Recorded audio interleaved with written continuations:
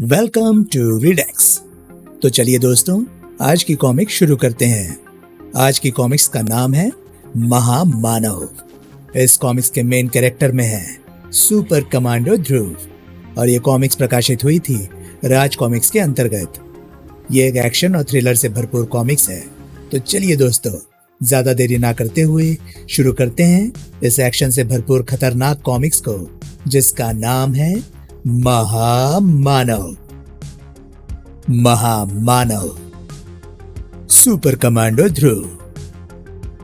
मनुष्य अपने अधिक विकसित दिमाग के कारण ही पृथ्वी का सबसे श्रेष्ठ जीव है, लेकिन यह विकास अभी रुका नहीं है।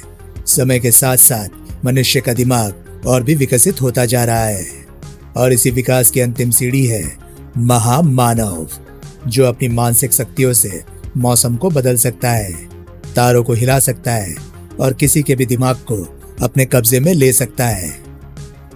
इस वक्त तुम्हारा दिमाग मेरे वश में है लड़के, और बिना मेरी इजाजत के तुम पलके तक नहीं झपका सकते हो। ओह, ये सच कह रहा है। मेरा पूरा बदन जड़ हो गया है। आज मेरा दिमाग मेरा ही कहना नहीं मान रहा है।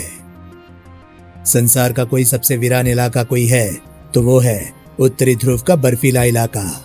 लेकिन अब यहाँ की अनछुई बर्फ पर भी मानव के पैरों की छाप पड़ने लगी है, और इन पैरों में भारतीय पैर भी शामिल है।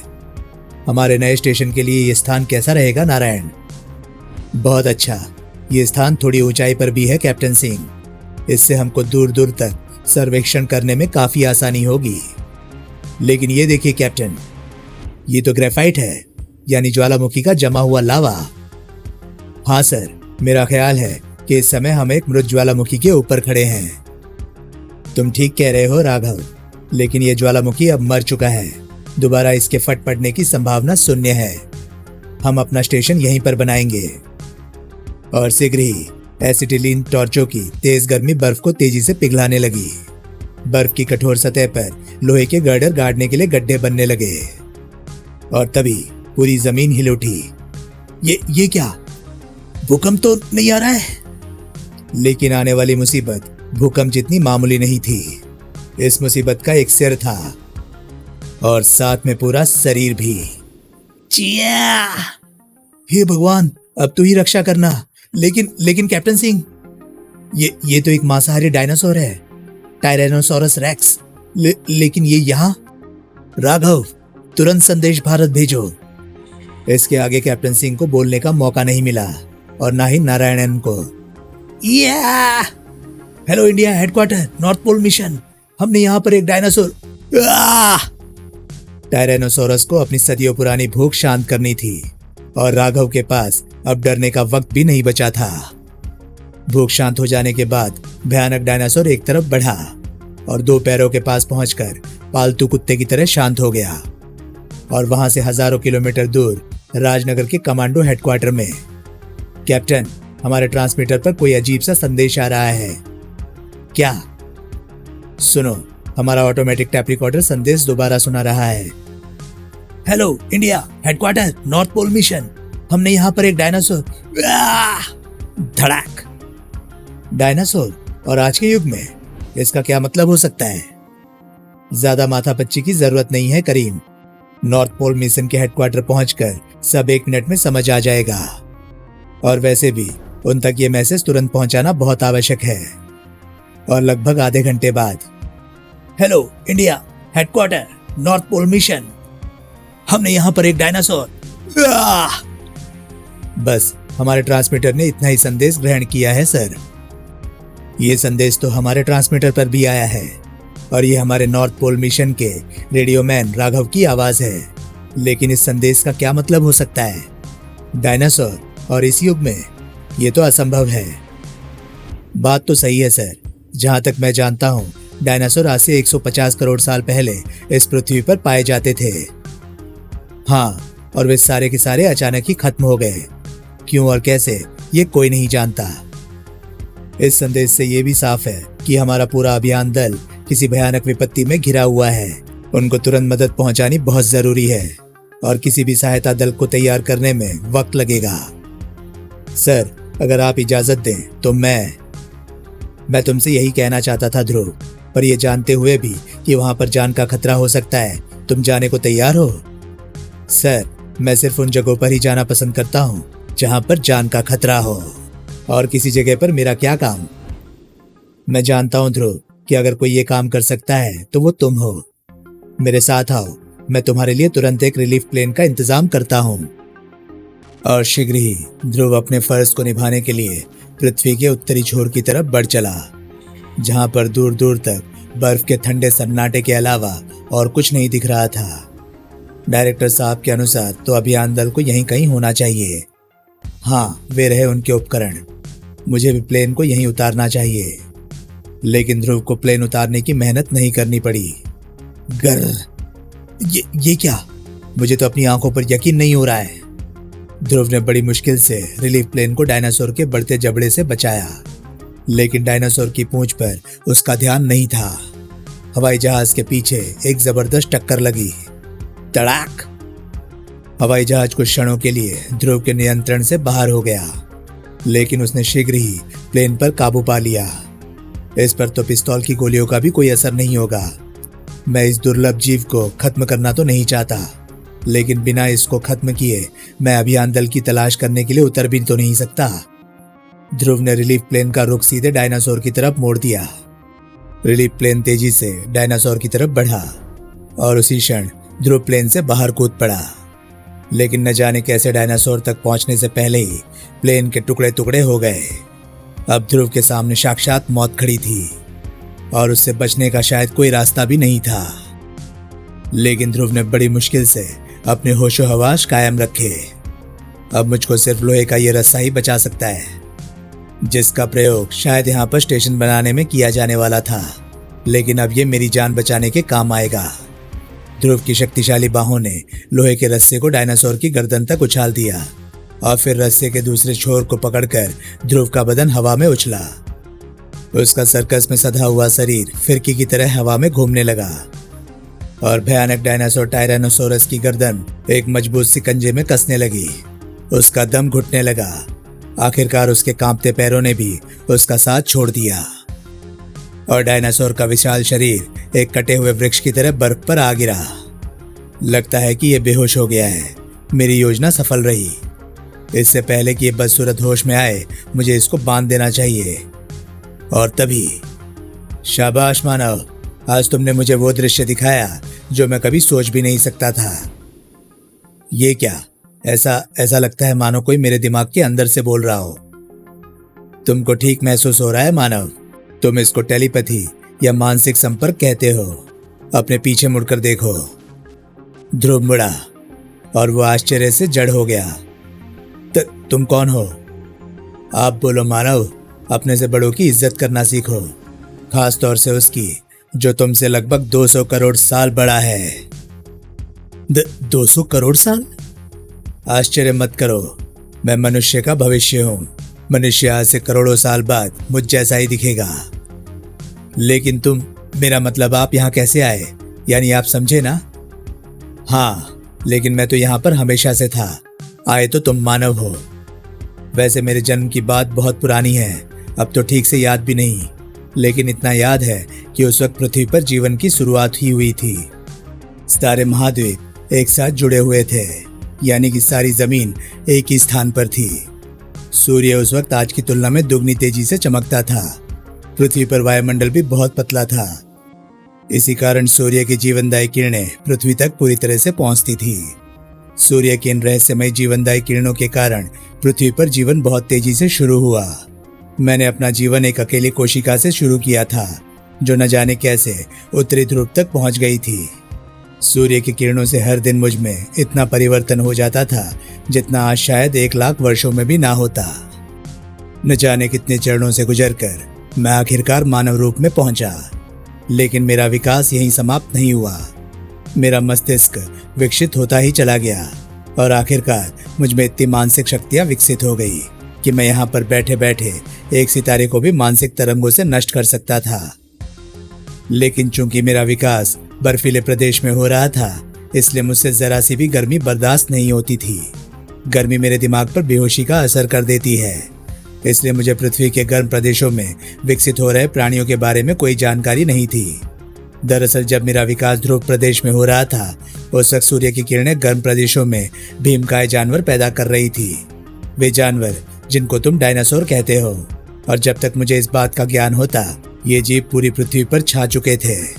ये मुझसे बर्दाश्त नहीं हुआ कि उनके जैसे कीड़े पृथ्वी पर पनपे, क्योंकि पृथ्वी मेरा घर थी और अपनी जैसी प्रजाति को विकसित करने के लिए मुझे पूरी पृथ्वी की जरूरत थी। इसलिए मैंने डायनासोरों को पृथ्वी से खत्म करने की ठानी।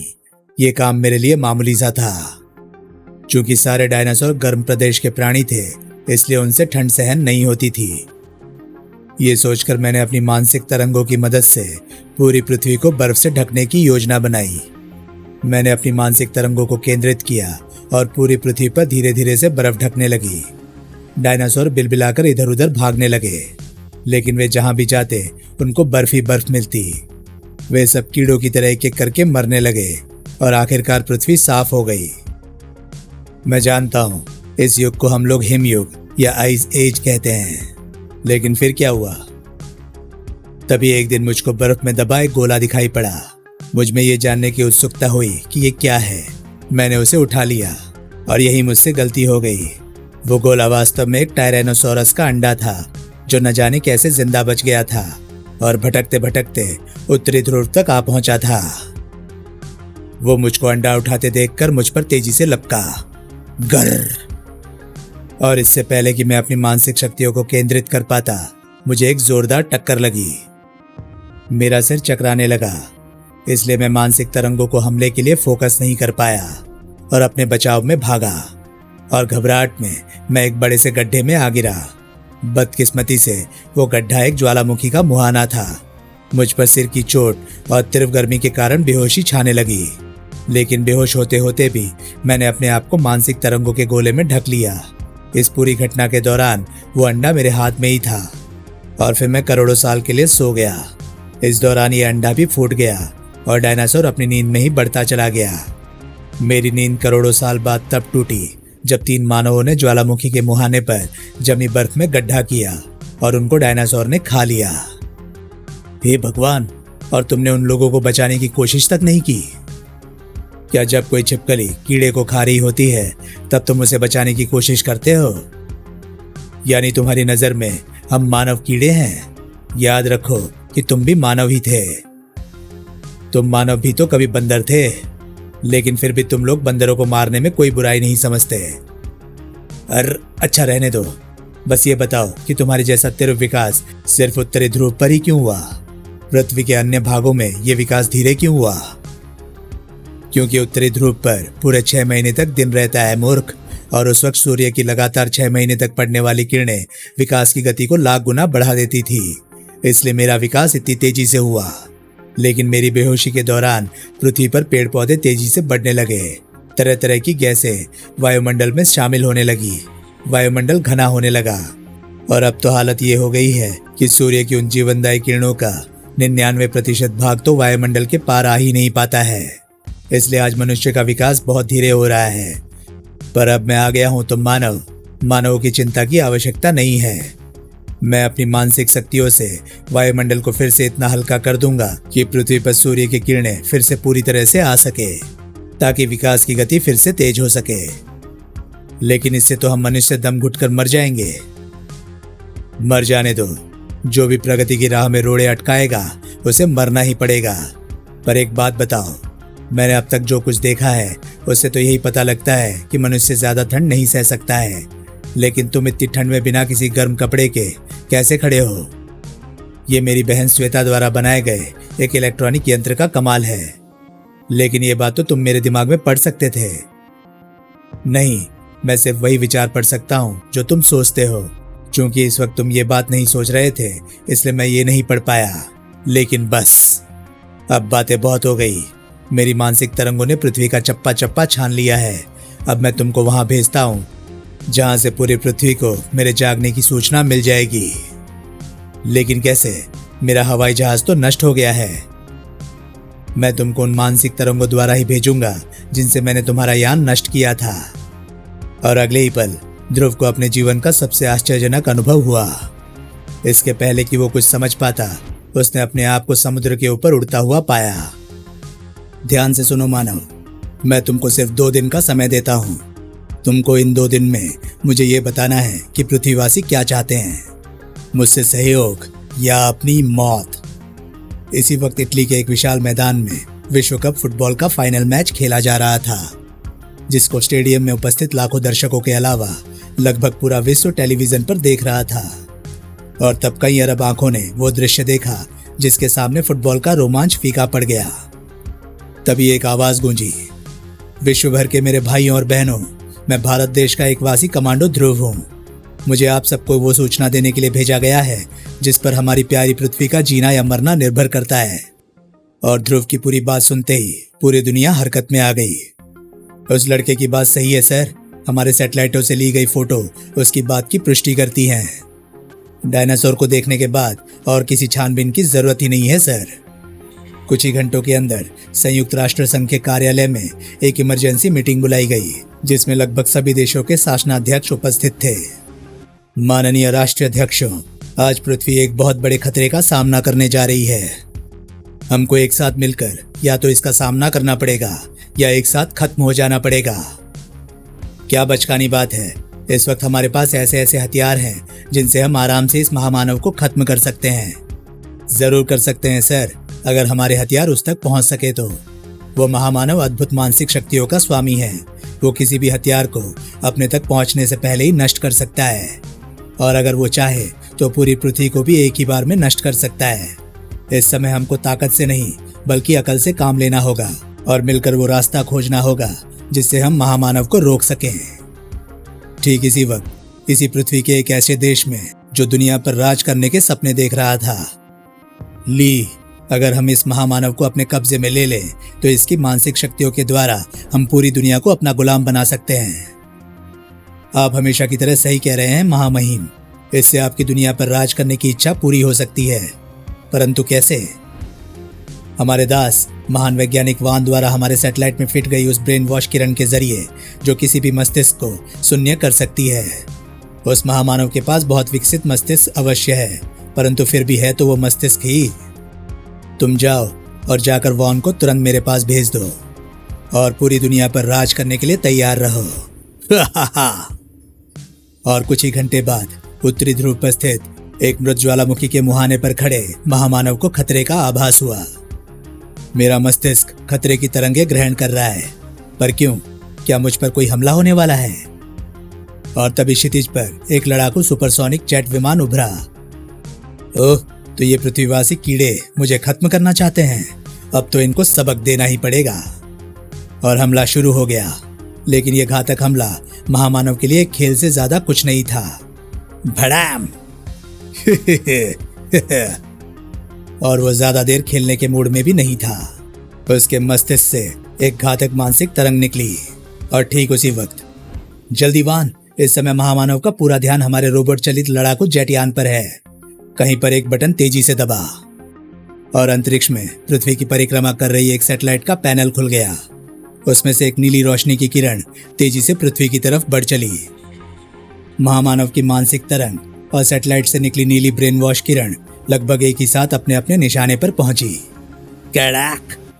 और महामानव का दिमाग एकाएक शून्य हो गया। ठीक उसी वक्त एक हेलीकॉप्टर बर्फ की ठंडी सतह पर उतरा और 2 मिनट बाद जब हेलीकॉप्टर दक्षिण की तरफ उड़ा तो महामानव का शरीर उसमें मौजूद था।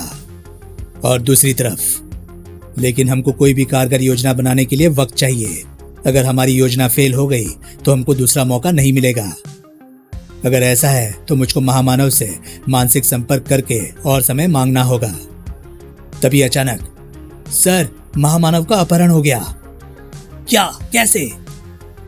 हमारे सैटेलाइटों ने पूरी घटना की रील खींच ली है सर, ये देखिए। पूरी रील देख चुकने के बाद इन जहाजों पर ऐसा कोई निशान नहीं है जिससे ये पता चल सके कि ये किस देश के हैं। अब हम इंतजार के अलावा और कुछ भी नहीं कर सकते हैं। महामानव का जिसने भी अपहरण किया है सर, उसने बहुत बड़ी गलती की है। महामानव को बांध कर रख पाना असंभव है, लेकिन इस अपहरण को देखकर मुझको वो आइडिया आ रहा है जिससे इस महामानव को रोका जा सकता है। और कहीं दूर महामानव एक खतरनाक हथियार बनने जा रहा था। ये होश में तो नहीं आ जाएगा वान? नहीं महामहिम, हमने इसको ब्रेन वॉश किरण की जो मात्रा दी है उससे तो एक पूरे शहर को जिंदगी भर के लिए ब्रेन वॉश किया जा सकता है। और फिर ये स्पेशल हार्मोन्स इसके दिमाग में प्रविष्ट होने के बाद इसका अपने दिमाग पर कोई वश नहीं रहेगा। इसके बाद ये महामानव सिर्फ आपका ही आदेश मानेगा महामहिम। ही सच? तो जल्दी लगाओ, देर क्यों कर रहे हो? लेकिन वान को महामानव की मानसिक शक्तियों का कतई अंदाजा नहीं था, क्योंकि महामानव का मस्तिष्क जाग रहा था और उसको पूरी स्थिति समझने में क्षण भर भी नहीं लगा। ओह, तो इन मानवों ने मुझे किसी प्रकार अचेत करके बंदी बना लिया है। और फिर कमरे में तूफान फट पड़ा। वॉन का इंजेक्शन वाला हाथ कंधे से उखड़कर दूर जा गिरा। अब तानाशाह की बारी थी। मानसिक तरंगों के एक हल्के से वार से ही महामहिम तानाशाह का शरीर आग की लपटों में घिर गया। महामानव को बांधने वाले स्टील के मजबूत पट्टे कच्चे धागे की तरह टूट गए। महामानव कमरे से बाहर निकला। अब तक उसका क्रोध भड़क चुका था और अब उसको रोकना असंभव था। इमारत से बाहर निकलकर क्रुद्ध महामानव ने अपना पहला निशाना इमारत को ही बनाया, और इससे पहले कि इमारत का मलबा पूरी तरह से गिर पाता, महामानव ने ऊपर की तरफ देखा और पृथ्वी की परिक्रमा कर रहा उपग्रह अपने ब्रेन वॉश यंत्र सहित चूर चूर हो गया। परंतु महामानव का क्रोध अभी शांत नहीं हुआ था। इन मानव कीड़ों को ऐसा सबक देना चाहिए जिससे ये मुझ पर दोबारा हमला करने का साहस ना कर सके। महामानव के हाथ हवा में उठे और देखते ही देखते आसमान का रंग काला हो गया। उसमें एक भयंकर बवंडर नीचे धरती पर उतरा और निर्दोष नागरिकों पर कहर बनकर टूट पड़ा। इमारतें ताश के पत्तों के घरों की तरह ध्वस्त होने लगी। ट्रकों जैसे भारी वाहन भी कागज के हवाई जहाजों की तरह हवा में उड़ने लगे। समुद्र से उठती 100 फुट ऊंची लहरों ने तटवर्ती इलाकों में तांडव मचा दिया। ओह, एकदम से गर्मी हो गई है। मेरा मस्तिष्क धीरे धीरे सुन्न हो रहा है। मुझको ठंडक चाहिए, ठंडक ठंडक। और एकाएक आसमान की रंगत सफेद हो गई। धुंध की परतों के अंदर से बर्फ के गोले गिरने शुरू हो गए। बवंडर से बेघर हुए नागरिक खून जमा देने वाली बेसमय ठंड से नीले पड़ने लगे। संयुक्त राष्ट्र में ये खबर पहुंचते देर नहीं लगी। आइए सर, हमने महामानव का पता लगा लिया है। सच? लेकिन उसने चारों तरफ तबाही फैला दी है सर। हमारी वीडियो स्क्रीन पर धूल और धुएं के अलावा कुछ नहीं दिख रहा है। और फिर कम्युनिकेशन रूम में, ओह, वही हुआ जिसका मुझे डर था। महामानव को इस अपहरण ने इतना क्रोधित कर दिया है कि अब उसको विनाश के अलावा और कुछ भी नहीं सूझ रहा है। हमारे पास वक्त नहीं है सर। इस मुसीबत को अब भी अगर ना रोका गया तो फिर कोई जिंदा नहीं बचेगा। मुझे तुरंत जाना होगा। महामानव के अपहरण से आइडिया लेकर तुमने जो प्लान बनाया है ध्रुव, वो है तो बहुत बढ़िया, लेकिन क्या सर? लेकिन इसमें तुम्हारी जान को भी खतरा हो सकता है। अब हमारे पास कोई और फुल प्रूफ योजना बनाने का वक्त नहीं है। और फिर जहां अरबों जानें दांव पर लगी हो, वहां पर मेरी एक जान की क्या कीमत है? और 5 मिनट बाद ध्रुव ने अपनी योजना पर अमल शुरू कर दिया। महामानव, ये विनाश रोक दो। मैं पृथ्वीवासियों का संदेश लेकर तुमसे मिलने आ रहा हूं। और वहां से हजारों किलोमीटर दूर विनाश फैला रहा महामानव एकाएक ठिठक गया। तुम तुरंत मुझे वहीं उत्तरी ध्रुव पर स्थित मृत ज्वालामुखी के मुहाने पर मिलो। ठीक है मानव, मैं तुमको स्वयं ही बुला रहा हूं। परंतु ध्यान रखना, अगर तुमने कोई चालाकी करने की कोशिश की तो पूरी मानव जाति पछताएगी। और अगले ही पल एक रोशनी के घेरे ने ध्रुव को हवा में उठा लिया। बेस्ट ऑफ लक ध्रुव, हम लोग यहाँ पर एकदम तैयार हैं। ध्रुव का शरीर तेजी से उत्तरी ध्रुव की तरफ बढ़ने लगा। अगर मैं अपने दिमाग को एकदम शून्य रखूं तो महामानव मेरे विचार नहीं पढ़ पाएगा, वरना अगर इसने मेरे विचार पढ़कर हमारी योजना जान ली तो वो सतर्क हो जाएगा और हमारी योजना बेकार हो जाएगी। कहो मानव, पृथ्वीवासी क्या चाहते हैं? मुझसे सहयोग करके अपना विकास या मुझे क्रुद्ध करके अपना विनाश? लेकिन और यही ध्रुव से चूक हो गई। लेकिन मैं तुम्हारा दिमाग नहीं पढ़ पा रहा हूं, क्योंकि तुम्हारा दिमाग एकदम विचार शून्य है। पर क्यों? यानी तुम मुझसे कुछ छुपाना चाहते हो? ध्रुव समझ गया कि गड़बड़ होने वाली है। वो आगे लपका, लेकिन महामानव सतर्क था। अगले क्षण ध्रुव का पूरा बदन जड़ हो गया। इस वक्त तुम्हारा दिमाग और शरीर मेरे कब्जे में है बच्चे। अगर मैं चाहूं तो तुम्हारे मस्तिष्क को नष्ट करके तुमको एक पल में नष्ट कर सकता हूं, लेकिन मैं चाहता हूं कि तुम मानवों को अपनी योजना के कारण अपनी आंखों से मरते देखो। और अब मैं ये देखना चाहता हूं कि तुमने मुझे मारने के लिए क्या योजना बनाई है। और दूसरी तरफ सारा काम ध्रुव की योजना के अनुसार ही हो रहा था। समय हो गया है जनरल, मिसाइलें छोड़ो। एक बटन दबा और अलग अलग सैनिक अड्डों से 4 न्यूक्लियर मिसाइलें उत्तरी ध्रुव की तरफ बढ़ने लगी। महामानव को तुरंत ही इस आने वाले खतरे का आभास हो गया। तो तुम्हारी योजना मुझे मिसाइलों से खत्म करने की थी, क्यों? अब तुम मेरी योजना देखो। महामानव की सोचने भर की देर थी और मिसाइलों को कंट्रोल कर रहे जनरल का दिमाग शून्य हो गया। हालांकि ये कोई नहीं जान पाया। एक काम पूरा हुआ, अब मिसाइलों की बारी है। उत्तरी ध्रुव की तरफ बढ़ती मिसाइलों से मानसिक तरंगों के 4 वार टकराए और मिसाइलों के रुख 4 अलग अलग दिशाओं में मुड़ गए। अब ये मिसाइलें मानवों की बस्ती में वो तबाही मचाएंगी जिसे तुम सब हमेशा याद रखोगे। लेकिन महामानव को ध्रुव की जबरदस्त इच्छा शक्ति का आभास नहीं था, क्योंकि ध्रुव के दिमाग का एक भाग अभी भी ध्रुव के अपने वश में था। मुझे तुरंत ही कुछ करना होगा, वरना सब कुछ खत्म हो जाएगा। महामानव इस वक्त अपनी मानसिक शक्ति के एक भाग को मिसाइलों को मोड़ने के लिए इस्तेमाल कर रहा है और उसकी पकड़ मुझ पर कुछ ढीली है। लेकिन मुझे अपने शरीर को इंच भर भी हिलाने के लिए अपनी पूरी इच्छा शक्ति की आवश्यकता है और मेरा दिमाग मुझे अपनी उंगलियां तक हिलाने नहीं दे रहा है। और कहीं दूर पर एक मिसाइल प्रशांत महासागर में स्थित एक निर्जन द्वीप पर आ गिरी। बूम! उस द्वीप का नामो निशान तक मिट गया। बाकी बची 3 घातक मिसाइलें भी धरती के अन्य भागों की तरफ बढ़ रही थी। तबाही और मौत सिर्फ कुछ ही मिनटों की दूरी पर थी। दूसरी तरफ अपनी इच्छा शक्ति को एकत्रित कर रहे ध्रुव के चेहरे से पसीने के नाले बह रहे थे और आखिरकार उसकी मुट्ठी खुल गई और टेनिस की गेंद जितना बड़ा एक काला गोला सदियों से सोए ठंडे ज्वालामुखी के अंदर तेजी से गिरने लगा। काला गोला जो वास्तव में एक मिनी परमाणु बम था। और कुछ ही क्षण बाद ज्वालामुखी के अंदर एक जबरदस्त धमाका हुआ। गर्म लावे को दबाने वाली भारी पत्थरों की मोटी परत के टुकड़े टुकड़े हो गए और दहकता लावा तेजी से ऊपर बढ़ने लगा। ज्वालामुखी के आसपास का तापमान बढ़ने लगा और महामानव को वातावरण गर्म होता महसूस हुआ। जैसे जैसे गर्मी बढ़ने लगी, महामानव का दिमाग बेहोशी में डूबने लगा। ये क्या? ज्वालामुखी तो फटने वाला है। मुझे अपनी मानसिक तरंगों के द्वारा इसे फटने से रोकना चाहिए, लेकिन फिर मिसाइलों पर मेरा नियंत्रण नहीं रहेगा। ओह, मैं क्या करूं? आहा, मुझ पर इसकी पकड़ ढीली हो रही है। यही वक्त है, अभी नहीं तो कभी नहीं। ध्रुव ने अपनी इच्छा शक्ति को एक बार फिर इकट्ठा करना शुरू किया और वो मानसिक कैद से आजाद हो गया। अब वक्त बहुत कम था। ध्रुव का हाथ तेजी से घूमा और महामानव के पैर जमीन से उखड़ गए। उसका शरीर एक बार फिर दहकते ज्वालामुखी के गर्भ में गिरने लगा। करोड़ों वर्ष पुराना दृश्य दोहराया जा रहा था।